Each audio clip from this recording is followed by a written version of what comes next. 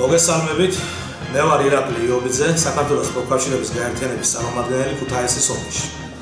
2013 წლის 12 ივნისს საქართველოს შრომის კოდექსში შევიდა ცვლილებები, რომელმაც გარკვეულწილად გააუმჯობესა დასახლებულთა უფლებები კანონის დონეზე. თუმცა ეს არ არის საკმარისი და აუცილებელია კანონის ცხოვრებაში რეალურად გატარება და დარჩენილი მრავალი საკანონმდებლო ხარვეზის აღმოფხვის მიზნით ზოლის გაგრძელება. კოდექსით მინიჭებული უფლებები არის სახელმწიფოს მიერ დადგენილი მინიმუმი და არ შეიძლება შრომითი ხელშეკრულებით განისაზღვროს მისგან განსხვავებული ისეთი ნორმები, რომელმაც შეიძლება გააუარესოს დასაქმებულის მდგომარეობა. თქვენ კანონი გიცავთ არა მხოლოდ უშუალოდ დასაქმების შემდეგ, არამედ სამსახურის ძიების პერიოდში.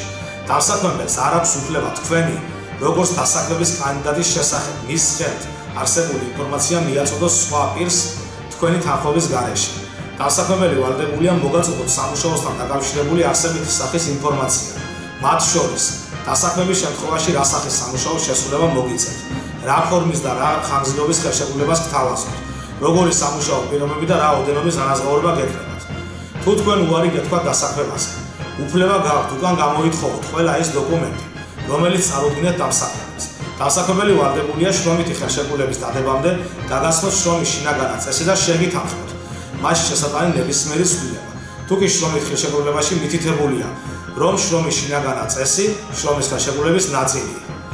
დასაქმებელი ასევე ვალდებულია გაგასცნოთ პროკავშირთან დადებული კოლექტიური ხელშეკრულებაც, რომელიც ინდივიდუალურ შრომით ხელშეკრულებასთან შედარებით უკეთეს პირობებს ითვალისწინებს.